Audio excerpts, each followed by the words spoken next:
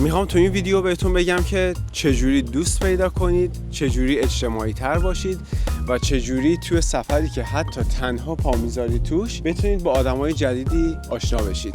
برای این ویدیو دارم میرم یه جای مناسب رو پیدا کنم، بشینم ویدیو بگیرم. بچه‌ها اینجا دارن دوچرخه سواری میکنن. راستش رو بخواید من اینجا داشتم رد میشدم و گفتم که میتونیم همزمان هم توی جای شلوغ ویدیو رو داشته باشیم، هم توی جای آروم بودنش الانه هیچ خبری نیست، ولی الان که من بشینم فکر میکنم که بیشتر مشخص باشه. بذارین همینجا بشینم. اینی که میبینید ریل قطاره. نمیدونم حالا زمانی که قطار رد میشه به من میخوره یا نه، و اون موقع که میخواد قطار رد بشه اصلا من دل جرأت اینو دارم که اینجا بشینم یا نه. دوستای گلم این ویدیو رو لطفاً بهش به چشم یک ویدیوی خارق‌العاده نگاه نکنید. من دارم تجربه شخصی خودم رو ثبت میکنم و شما میتونید حتی نگاه پادکست بهش داشته باشید، یعنی میتونید فقط گوش کنید، یه جا تو خونه پلیش کنید، تو تلویزیونی یا تو گوشیتون ایرپاد رو بذارید و شاید تجربه شخصی من برای شما مفید بودش اگه تو آینده بخواید سفرهای طولانی برید. سوالاتی که قراره الان بهشون جواب بدم همه سوالات رو شما تو اینستاگرام از من پرسیدید. دلتون می‌خواست که تجربه شخصی منو بشنوید و منم اینجام که تجربه شخصی رو در اختیار شما بذارم. سوال اصلی اینه: چجوری توی سفر دوست پیدا کنیم؟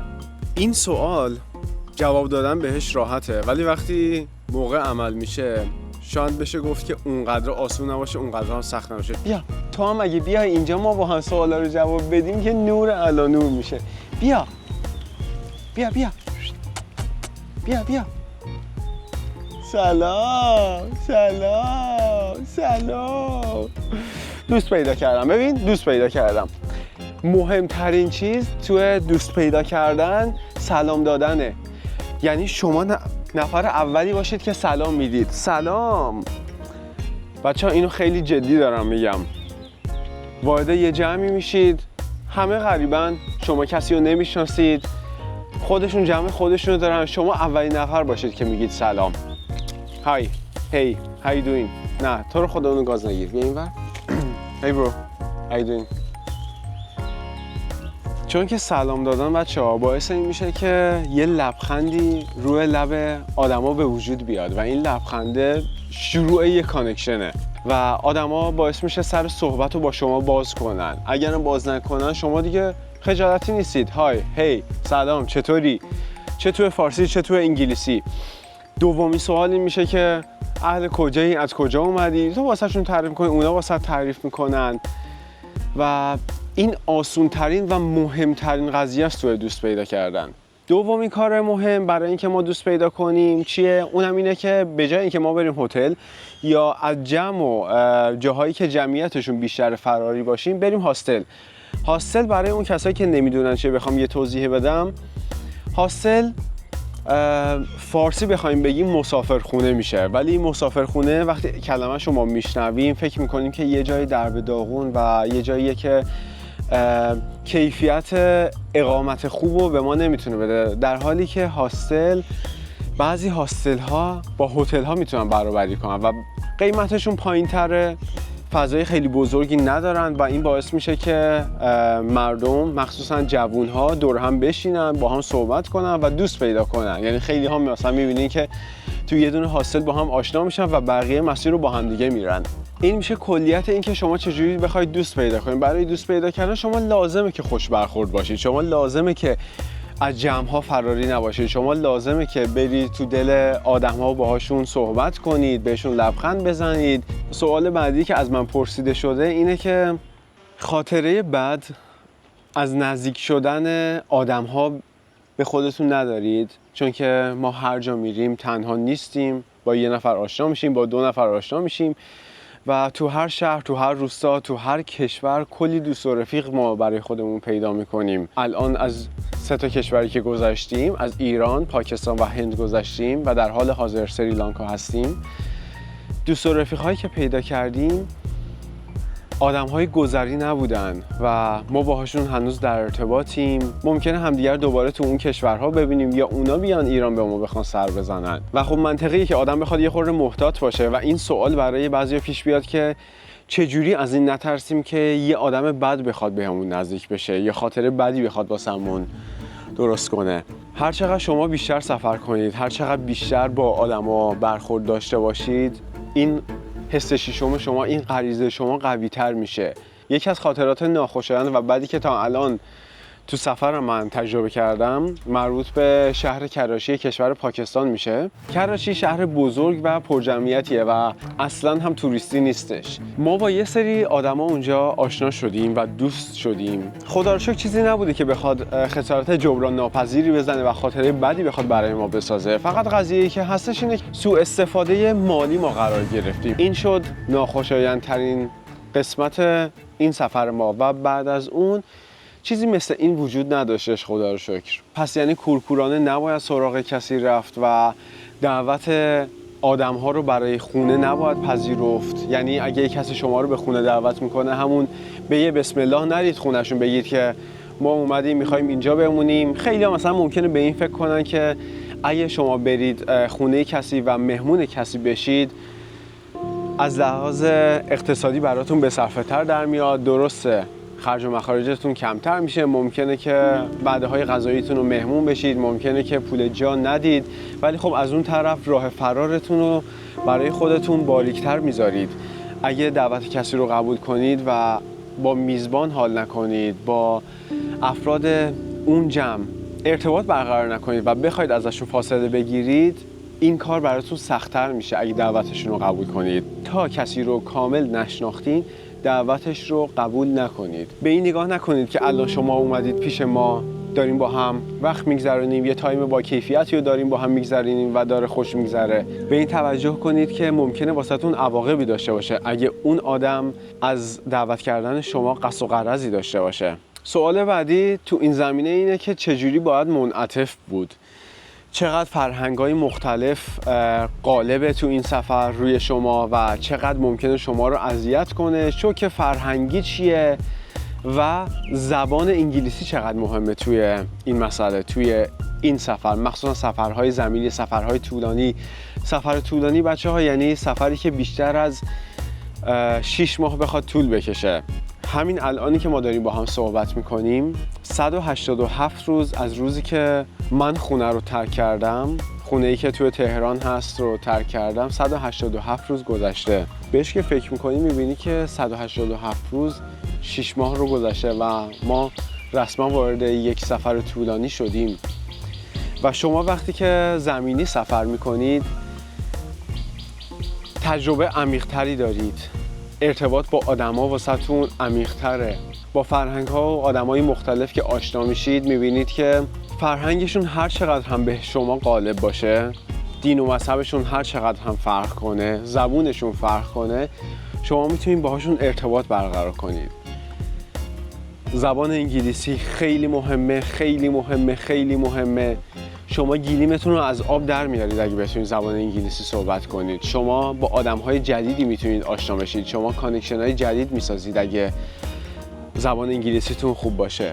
ولی همچنان اگه قلبتون رو باز بذارید نسبت به این مسئله که من با این آدم آشنا شدم، از یه کشور دیگه است، از یه ملیت و قوم و یه مذهب دیگه است، ولی همچنان ما با هم دوستیم، همچنان ما با هم خواهریم، برادریم. اگر با چنین باوری برید جلو امکان نداره که با هم اوقات خوبی رو نگذرونید. موقعی که حرف از انعطاف پذیری بود فراموش کردم که اینو بگم، ولی الان اضافه میکنم. اونم اینه که من به شخصه هر جایی که میرم سعی میکنم مثل آدمای اونجا زندگی کنم برای اینکه این تجربه عمیق‌تر باشه. به طور مثال تو جنوب هند مردم یه پارچه‌ای دور خودشون میپوشن مثل دامن و من مثل اونا لباس میپوشیدم. این موضوع لباس از موقعی که ما سفر رو شروع کردیم برای همه جا صدق میکرده. یعنی مردم اونجا اگه لباس بومی داشتن، لباس محلی داشتن، امکان نداشت که من با لباسای خودم، یعنی با تیشرت و مثلا شلوار و لباسای غربی بخوام بگردم و سعی میکنم مثل مردم اون منطقه همیشه من برخورد کنم و زندگی کنم.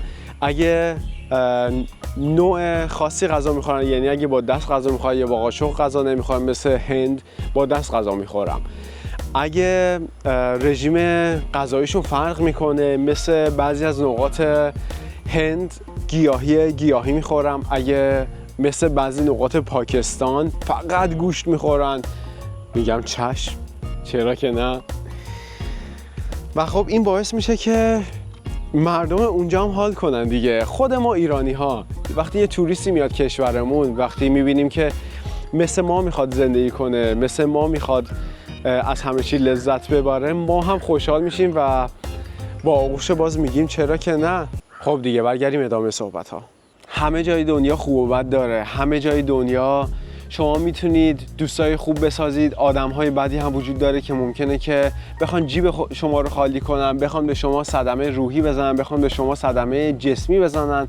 باید مراقب جسم و روحتون باشید و بهشون اجازه عبور از یه خطی که شما توی ذهنتون دارید رو ندید. چند وقت پیش که داشتیم راجع به این صحبت میکردیم که چرا دوست پیدا کردن برای یک سری ها راحت تره، برای یک سری ها سخت تره، متوجه شدیم که خیلی از این موضوع البته ژنتیکی هم هست، چون که خانواده من خانواده‌ای هستن که برونگرا هستن، دوست پیدا کردن براشون آسون هست و این ژنتیک البته کم و زیاد هم داره دیگه. مثلا من نسبت به خانواده خودم الان هم برونگراتر هستم و هم اجتماعی تر هستم، دوست پیدا کردن برای من آسون تره.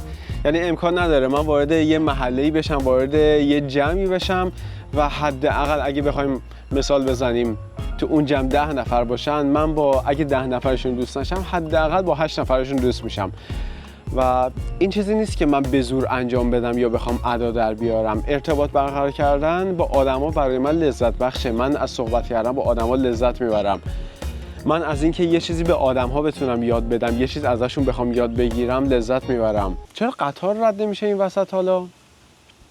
اشکال نداره. این سوالو خیلی دوست دارم. اونم اینه که میگن چجوری نمیترسی از اینکه غذاهای خیابونی میخوری؟ چجوری با فرهنگ‌های مختلف خوب برخورد میکنی و چجوری به بقیه میتونی احترام بذاری؟ خب یه مقدار عجیبه این سوال که چجوری میتونی به بقیه احترام بذاری، چون که اگه من نخوام به بقیه احترام بذارم، بقیه به من چجوری باید احترام بذارن؟ اگه من نخوام به فرهنگ یکی احترام بذارم، چجوری انتظار دارم که اون شخص به فرهنگ من احترام بذاره؟ من آدم میهن پرستی هستم، من آدمیم که کشورم رو دوست دارم، من آدمیم که اگه یکی بخواد راجع به کشورم بد صحبت کنه جلوش وای میستم، باهاش صحبت میکنم، قانعش میکنم که داری اشتباه فکر میکنی، داری قضاوت میکنی در واقع. و اگه من همچین چیزی رو میخوام، باید این رو بلد باشم که به بقیه، به کشورهای مختلف، به فرهنگ‌های مختلف هم احترام بذارم. این که من نمیترسم از غذاهای مختلف بخورم اینه که آدمای اونجا این غذاها رو میخورن، مریض نمیشن، ولی یه توریست دیگه ای که میاد، من به شخصه من وارد کراشی که شدم مسموم شدم، مسمومیت غذایی خیلی بدی گرفتم، چون که یه علائمی داشتم توی بدنم میدیدم، یه اتفاقاتی داشت توی معده من میافتاد و معده من پر باد شده بود، پر گاز شده بود و من نمیتونستم به درستی حتی نفس بکشم. فکر میکردم که آخر خط واسه من رسید، فکر میکردم دیگه تموم شد، من بعد پاکستان رو نمیبینم دیگه. ولی خب خدا رو شکر رفتم درمانگاه، سرم زدم. طول درمانی که داشتم حدوداً 2 هفته طول کشید، بدنم ضعیف‌تر شد و علائمشو گذاشت که من 2-3 بار پشت سر هم سرما خوردم، مریضی‌های مختلف وارد بدن من شد. ولی اینو متوجه شدم که من داشتم خو می‌گرفتم با آب و هوای اونجا، من داشتم با محیط اونجا خو می‌گرفتم، با مردم اونجا، با غذاهای اونجا، چون که اون غذاها به معده ما نمیسازه. و الان اوکی شدم، الان دیگه برای من سختی نداره که بخوام غذاهای یک کشور دیگر بخوام، غذاهای هند، پاکستان، هر چقدر هم کثیف باشه رو بخورم، چون که خودشون چرا مریض نمیشن؟ چون که معده هاشون عادت کرده و شما برای اینکه معدتون عادت کنه باید یک دوره‌ای رو بگذرونید. یعنی این جزء پروسه اینه که شما سازگار میشید با اون جو، اون محیط، اون شهر و اون کشور. و چقدر یعنی جا از این بدتر نبود من پیدا کنم واسه ضبط ویدیو.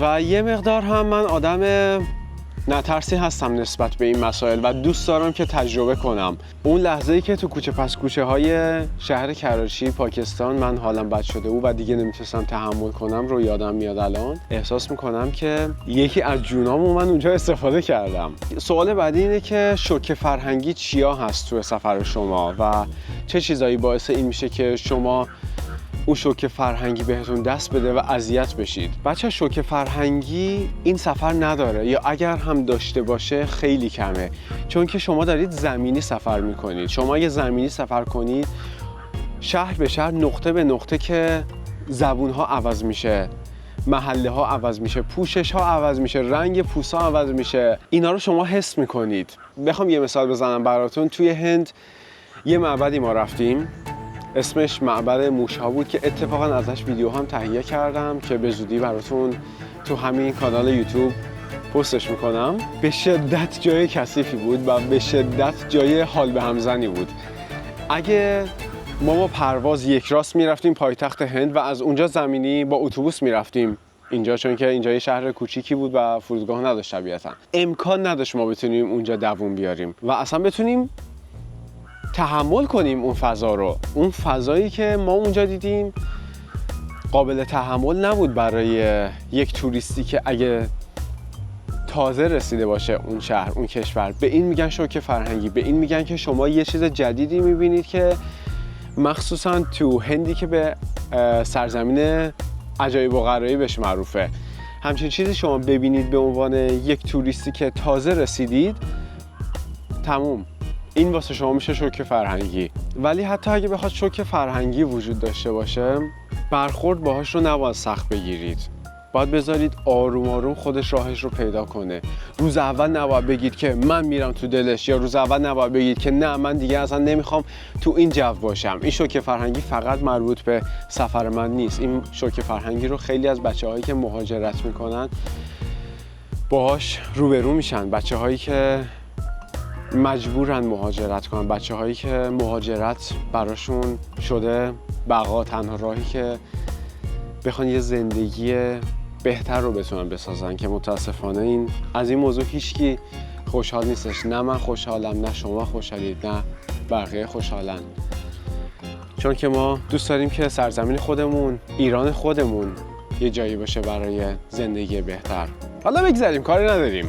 این موضوع مهاجرت رو در مورد خودم هم توضیح میدم توی ویدیو بعدی. این ویدیو داره خیلی طولانی میشه و توی ویدیو سوال و جواب بعدی حتما این موضوع رو میگم که من هم داشتم مهاجرت میکردم ولی بیخیالش شدم. داستان کاملترش رو برای شما هم تعریف میکنم. حالا همین سوال که ما چقدر انعطاف داریم برای پذیرش فرهنگ‌های جدید و مختلف، این سوال برعکسش هم هست. فرهنگ‌های جدید، فرهنگ‌های مختلف توی کشورهای دیگه چقدر پذیرش دارن برای ما، یعنی چقدر انعطاف دارن برای پذیرش ما، برای ماهایی که از یک کشور دیگه ایم، از یک شهر دیگه ایم و کاملا باهاشون ممکنه فرق کنیم، از رنگ پوستمون گرفته تا زبون مادریمون تا دین و مذهبمون. این دوتا مسئله که انعطاف اونا چقدره و انعطاف ما به عنوان یک گردشگر چقدره با هم ارتباط مستقیم داره. هر چقدر ما انعطافمون برای احترام گذاشتن و پذیرششون بیشتر باشه، اونها هم انعطافشون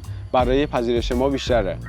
خیلی ساده بخوام بگم، یعنی احترام بذار تا احترام ببینی. با خط قرمزهای مردم مختلف، نه فقط کشورهای مختلف، شهرهای مختلف شوخی نکنید، بی احترامی نکنید بهشون تا از اون طرف بتونید احترام ببینید و پذیرششون برای شما بالا باشه. یه مکالمه ای رو الان یادم افتاد که توی شهر ریشیکش بود. ریشیکش یکی از شهرهای معنوی و یکی از شهرهای مهم هنده که در واقع پایتخت یوگای هندوستان هم هستش و یه رودخونه خیلی مقدس هم دارم به اسم رودخونه گانگا. توی رودخونه گانگا شما میتونید تجربه رفتینگ داشته باشید و این صحبت که میگم و نقل قول یک فرد هندیه که توی رفتینگ توی رودخونه گانگا به ما گفتش. توریست ها باید بتونن احترام بذارن به این رودخونه که این رودخونه برای ما مقدسه، این شهر برای ما مقدسه.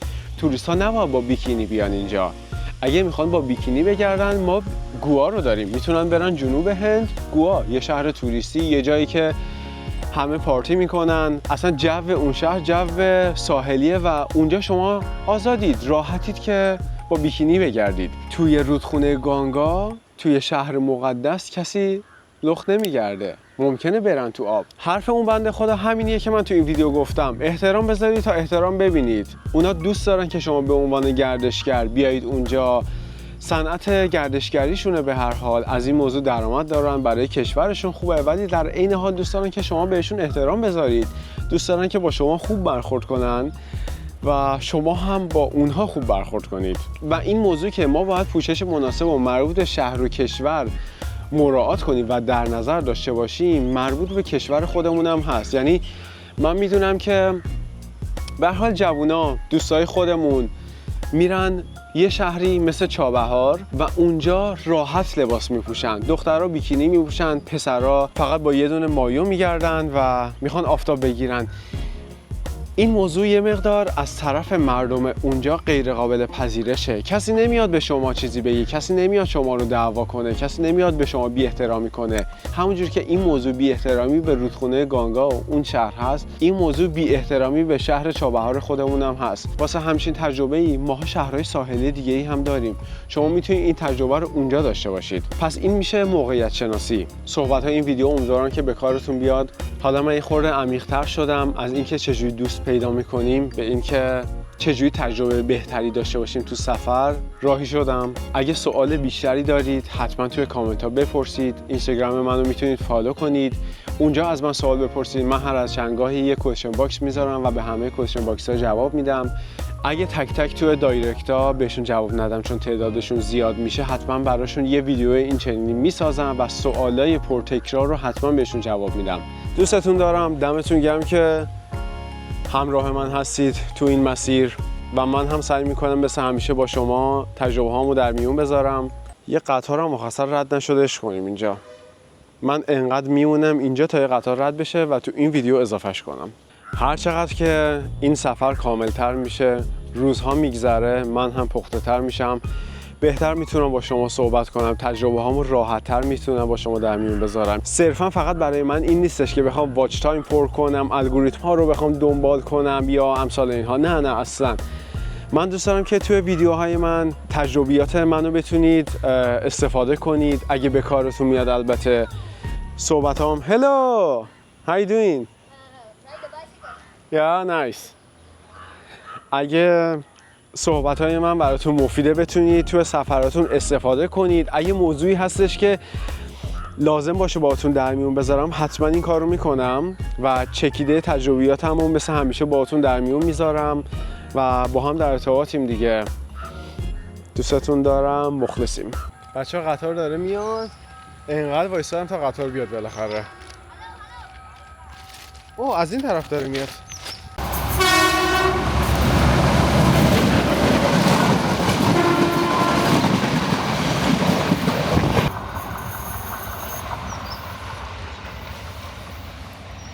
به نظرتون ریل قطار داغ شده؟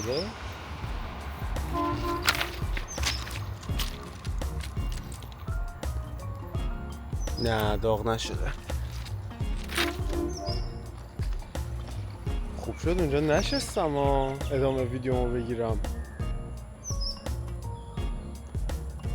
چقدر خطرناک بود. این آقا مسئول ریل قطاره. Hello. Hi. The train is coming? Coming, no. No, not anymore. Done. When the next train is coming? At what time? No next. 6? 5:30. 6. 30 minutes. Okay.